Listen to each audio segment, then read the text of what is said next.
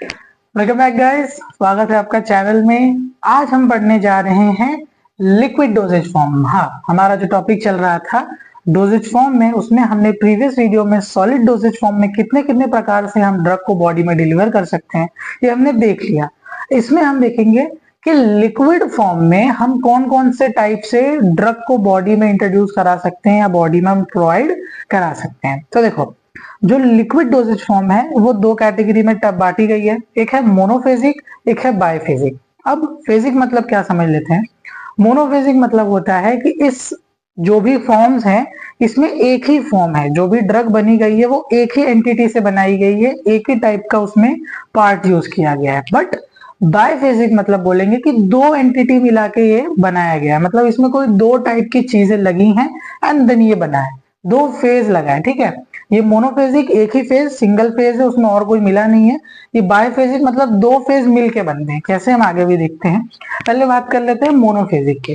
ठीक है, मोनोफेजिक में आता है एक्वस और नॉन एक्वस। एक्वस मतलब इसमें वाटर क्वांटिटी ज्यादा है, बहुत ही ज्यादा है, 80 to 90% रहेगा। एंड नॉन एक्वस में वाटर का क्वांटिटी कम रहेगा, बाकी ऑयली प्रिपरेशन उसमें थोड़ा ज्यादा रहेगा। ठीक है, अब एक्वस में भी आता है इंटरनल।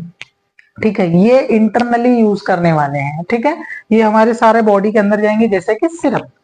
ठीक है, सिरप हमारा जो मीठा सिरप होता है। अब इसको क्या होता है कि सिरप आपसे हमेशा पूछा जाएगा। सिरप आईपी के हिसाब से, इंडियन फार्माकोपिया, आई होप पीछे पढ़ के आ रहे हो, नहीं पढ़े हो तो हम लोग कवर कर लेंगे, डोंट वरी।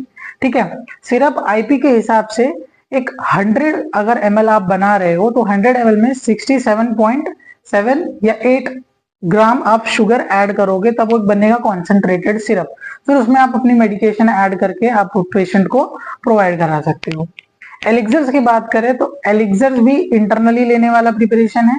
यह हाइड्रो अल्कोहलिक प्रिपरेशन होता है, मतलब इसमें वाटर और अल्कोहल मिक्स होता है, जो कि पेशेंट के कंज्यूम करने के लिए बना रहता है।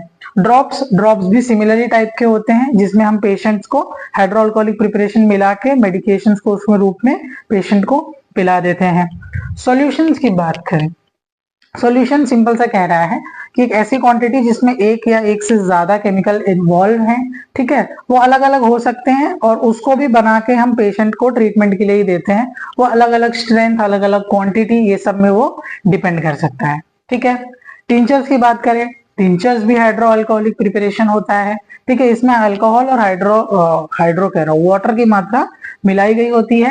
एंड इसमें जो एक्टिव कॉन्स्टिट्यूएंट होता है, मतलब जो मेन जो एक्ट कर रहा है उसमें, वो वेजिटेबल ऑयल्स होते हैं। ठीक है, इसमें टिंचर्स में एरोमेटिक वाटर्स, फिर नाम से ही सिंपल कह रहा है कि एरोमेटिक वाटर में भी हाइड्रो अल्कोहलिक प्रिपरेशन ही पाया जाता है।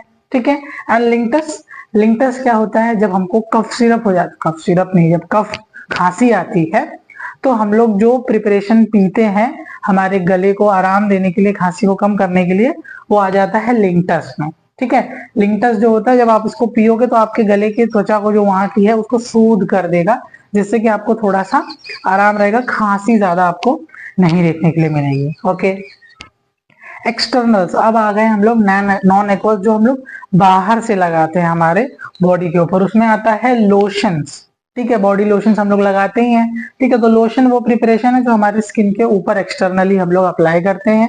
इसमें ऑयल्स की मात्रा थोड़ी ज्यादा होती है। एंड लोशन और लिनिमेंट दोनों सेम ही है, इसमें कोई ज्यादा फर्क नहीं है। बस फर्क इतना सा आ जाता है कि आप लोशन को, अगर आपकी स्किन कहीं टूटी हुई है, टूटी ब्रोकन स्किन बोलते हैं, या अगर कहीं डैमेज है, इंजरी, आप लोशन को वहां अप्लाई कर सकते हो। ठीक है, और इसको धीरे धीरे स्लोली स्लोली रब करके बॉडी पे लगाना रहता है, बट लिनिमेंट्स को आप नहीं लगा सकते। इसमें भी मेडिकेशन होता है, इसमें भी मेडिकेशन होता है, बट लिनिमेंट्स को आप ब्रोकन स्किन पे नहीं लगा सकते, वाइल लोशन को आप ब्रोकन स्किन पे लगा सकते हैं। ठीक है, देन आते हैं गार्गल्स। अगर किसी को थ्रोट में इन्फेक्शन हो गया, ठीक है, गले में अगर किसी को इन्फेक्शन हो गया है तो हम गार्गल देते हैं, बट गार्गल को आप डायरेक्टली यूज नहीं कर सकते। इसको आपको लेकर डाइल्यूट करना होगा, इसमें से एक ढक्कन या पर्टिकुलर 10 ml 15 ml जितना डॉक्टर को रिकमेंड करेंगे उसको आप लेके वाटर में डाइल्यूट करेंगे, देन आप उसको लेके गार्गल करेंगे। ठीक है, गरारे जिसको हम कहते हैं वो करेंगे, तो उससे आपका थ्रोट इन्फेक्शन जो है वो ठीक हो जाएगा। सिमिलरली आता है माउथ वॉश। माउथ वॉश आजकल बहुत ज्यादा यूज हो रहा है, ये भी एक अल्कोहलिक प्रिपरेशन ही होता है जिसमें अल्कोहल की मात्रा ज्यादा होती है। देन आप ब्रश करने के बाद या ब्रश करने से पहले या ब्रश नहीं भी कर रहे हैं तो भी आप माउथ वॉश लेके उसको फेस में अपने माउथ में घुमा लेंगे तो आपका ओरल कैविटी जो है क्लीन हो जाता है। ओके, देन एक्सटर्नल में ही हम बात कर रहे हैं ईयर आई ड्रॉप्स की या नोज ड्रॉप की, तो ये भी लिक्विड प्रिपरेशन ही होते हैं। ठीक है, इनको आई को आई में यूज करेंगे, ईयर को ईयर में, नोज को नोज में यूज करेंगे। आई में यूज करेंगे जब आपको इरिटेशन आ जाएगी कोई आंख में या कोई प्रॉब्लम हो गई है। ईयर में भी अगर कोई इरिटेशन है, खुजली हो रही है, इन्फेक्शन हो गया है तो नोज ड्रॉप, अगर आपका नोज में ब्लॉकेज हो गया है, कोई इन्फेक्शन हो गया है, ठीक है, छींक आ रही है बार बार, तो हम लोग उसको नोज ड्रॉप को यूज करते हैं। ओके, अब देखो फटाफट चल रहे हैं, कोई बात नहीं, अभी समझ में आएगा। अब आते हैं बाईफेजिक में। बाईफेजिक में दो टाइप के होते हैं, एक होता है सस्पेंशन, एक होता है इमल्शन। अब पहले बात कर लेते हैं सस्पेंशन की। तो जो भी आप सस्पेंशन देखोगे तो सस्पेंशन में क्या होगा कि फॉर एग्जाम्पल आपने एक मग लिया, बीकर लिया, इसमें पानी हो गया, ये एक फेज हो गया। अब अगर आप इसमें थोड़ी सी सैंड, रेती आप इसके अंदर मिला देते हैं, बालू मिला देते हैं, आप मिक्स कर देंगे तो इसके अंदर दो फेज हो गया, राइट। एक आपका सैंड हो गया एंड आपका वाटर हो गया। ठीक है, अब आपने वो मिला दिया, मिक्स कर दिया तो एक सैंड वाला प्रिपरेशन बन गया ना, तो दो फेज हो गया, इसलिए हम इसे कहते हैं बाईफेजिक। तो जो सस्पेंशन होता है इससे आप ऐसे सैंड वाला एग्जांपल याद रखना, इसमें जो प्रिपरेशन रहेगा, इसमें जो ड्रग के पार्टिकल रहेंगे वो मिक्स नहीं होंगे, वो उसी में ऐसे घूमते रहेंगे। इसीलिए जो हमारे कफ सिरप है, बहुत सारे जो सिरप्स होते हैं, हम लोग उनको क्या करते हैं, सस्पेंशन होते हैं, उनको शेक करते हैं, शेक वेल बिफोर यूज पे लिखा रहता है, क्योंकि वो सस्पेंशन रहते हैं, उसके अंदर पार्टिकल्स डिस्ट्रीब्यूटेड रहते हैं। अगर आप उनको छोड़ दोगे तो पार्टिकल धीरे धीरे सेटल डाउन हो जाते हैं, फिर आप ऊपर से ले लोगे तो सिर्फ वाटर आएगा, सैंड का पार्टिकल रह जाएगा, है ना। तो उसी प्रकार से सस्पेंशन, इसीलिए हम उसको कहते हैं शेक वेल बिफोर यूज। तो सस्पेंशन बारी आएगी, जब भी आप कोई सस्पेंशन बोलोगे तो आप डिफाइन कैसे करोगे, ध्यान देना। आप बोलोगे suspension is a biphasic liquid dosage form. ठीक है, सबको, जिसको भी आपको डिफाइन करना रहेगा, मैंने देखो आपको उसका इंटरनल कंटेंट बताया कि वो होता क्या है। अब डिफाइन करोगे तो थोड़ा प्रोफेशनल अच्छे तरीके से डिफाइन करोगे। आप सिरप बोलोगे सिरप, तो आप बोलोगे syrup is an internal aqueous monophasic liquid dosage form, ऐसे जाना है। ठीक है, फिर आप अगर लोशन की बात करोगे बोलोगे lotion external non aqueous monophasic liquid dosage form. जैसे जैसे वही पैटर्न में आप जाओगे, आपकी डेफिनेशन की लाइन बन जाएगी, उसके बाद आप बता दोगे कि इसके अंदर हम क्या करते हैं, कैसे करते हैं, क्या लगाते हैं, एक दो एग्जाम्पल। ठीक है, अब बात कर रहे हैं हम लोग सस्पेंशन की। तो सस्पेंशन मैंने बताया सैंड एंड वाटर वाला कंटेंट जो रहेगा वो। अब सस्पेंशन को आप ओरली भी यूज करते हो, ओरल सस्पेंशन भी आता है, जैसे कफ सिरप बताया मैंने। एक्सटर्नली अगर आपको बॉडी पे अप्लाई करना है कहीं पे, वो वाला भी आता है।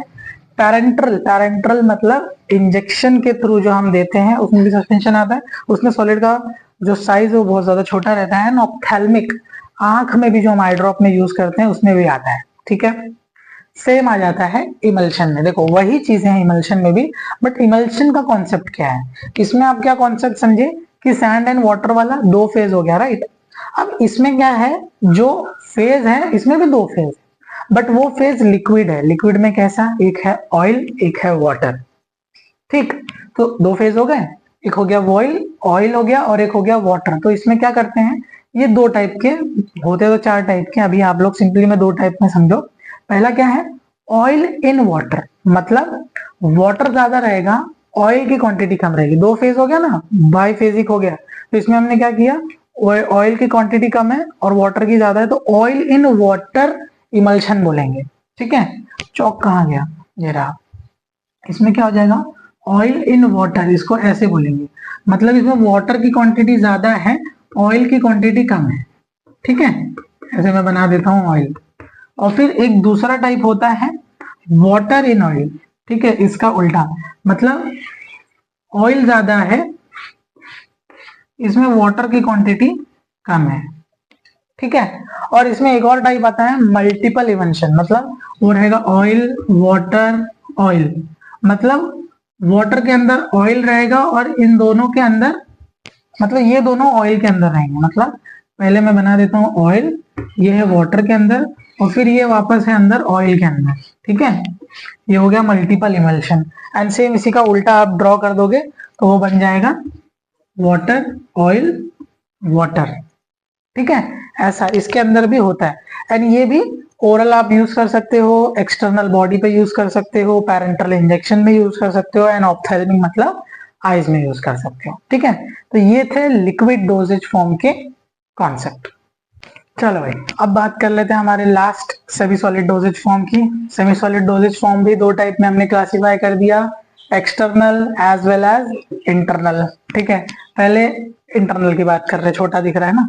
इंटरनल मतलब ऐसा सेमी सॉलिड डोजेज फॉर्म है जिसको हम बॉडी के अंदर डालेंगे, खाएंगे उसको। ठीक है, उसमें आता है इलेक्ट्रीज। इलेक्ट्रीज का हिंदी में मतलब होता है च्यवनप्राश। ठीक है, जो हमारा च्यवनप्राश होता है वो भी हमारा एक सेमी सॉलिड डोजेज फॉर्म है, जो ड्रग और मेडिसिन के जैसा ही काम करता है, इम्यूनिटी बूस्ट करता है, बॉडी के लिए अच्छा होता है, इसीलिए सेमी सॉलिड में होता है। इंटरनली खाते हैं इसीलिए वो ये कैटेगरी में रखा गया है, ये अकेला ही था। बाकी सेमी सॉलिड जो भी होता है वो ज्यादातर एक्सटर्नली यूज करते हैं हम लोग बॉडी के बाहरी पार्ट में। ठीक है, अब इसमें देखो आता है ऑइंटमेंट, प्लास्टर्स और सुपोजिटरीज। ठीक है, ऑइंटमेंट्स की बात करें, जैसे कि हम क्रीम लगाते हैं हमारे बॉडी पे, अगर कुछ भी हो जाता है, चोट लग जाती है, ऑयली प्रिपरेशन, उसी को हम ऑइंटमेंट कहते हैं। ठीक है, जैसे कि अगर एग्जांपल लिया जाए तो वो जो आपकी पेन में लगाने के लिए काम आती है, मूव जेल हो गया या ओमनी जेल हो गया, है ना, तो वो इसी में आता है, ऑइंटमेंट्स कहते हैं उसको।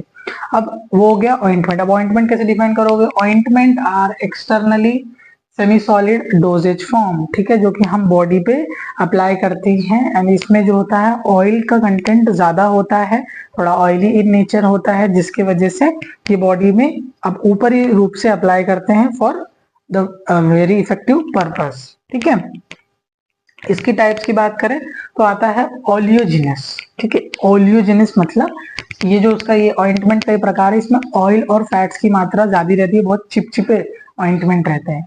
दूसरा आता है इसी में ऑइंटमेंट में वाटर वॉशेबल, कि आप ये भी ऑइंटमेंट है, उसको भी ऊपर एक्सटर्नली लगाते हैं, बट अगर आप इसको वॉश करेंगे तो वाटर से इजीली निकल जाएगा, बट ये वाला नहीं निकलेगा, वो बाद में भी चिपचिप करते रहेगा। ठीक है, ऑब्जॉर्प्शन, ये जल्दी इजीली अच्छे से ऑब्जॉर्ब हो जाते हैं, डीपली चले जाते हैं, जब चोट लगती है तब ये वाला यूज करते हैं।